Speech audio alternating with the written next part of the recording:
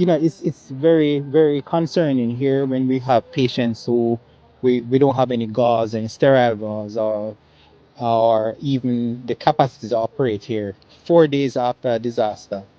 I remember in 2010 when there was an earthquake in Haiti that the JDF was in Haiti the day after the earthquake.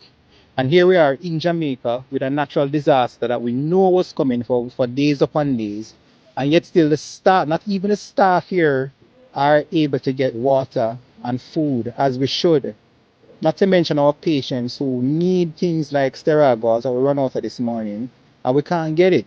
When we know that there's a disaster committee in Kingston, ODPEM and so on, who knows, we know that Mrs. Bullock, the CAS, who may be retired now, knows about medical emergencies. She was the one who coordinated the medical team to Haiti in 2010.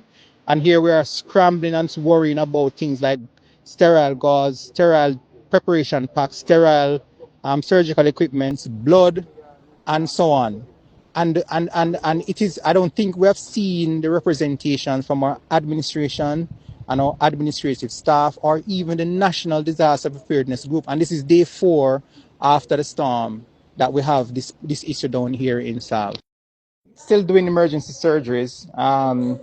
Hospital theaters are down. No, the lights, with just on minimal light.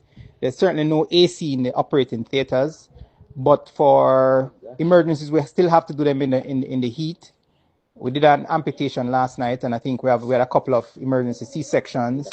The morning of the hurricane, we had done a ruptured appendix, but the emergencies are still coming in, and we expect them to increase once the road has been cleared. Right now, nothing can access the hospital effectively because most of the surrounding communities are blocked off from hospital.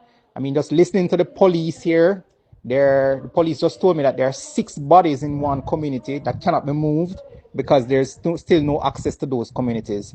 But we expect that as time go on and the roads are clear, we're going to get an influx of patients with emergencies, and we think mostly they're going to be more of the non-surgical type. But yes, we're going to get surgical cases, especially patients who haven't had their diabetic foot or feet dressed over long periods of time. That's going to turn into a gangrenous foot. Those who have surgical indications right now was going to be backed up for the next 2, 3, 4 days, and who knows, maybe 1 week or 2 weeks. We're probably going to have a high morbidity or mortality of those cases within the community, but we expect a high influx of them as soon as the roads are cleared.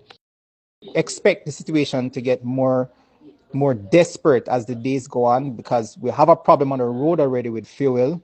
And will ask anybody if we could get some communication at the hospital, whether it just be internet, Starlink, whatever. If somebody could get us some Starlink, then we would be in a better place in order to report what's happening here.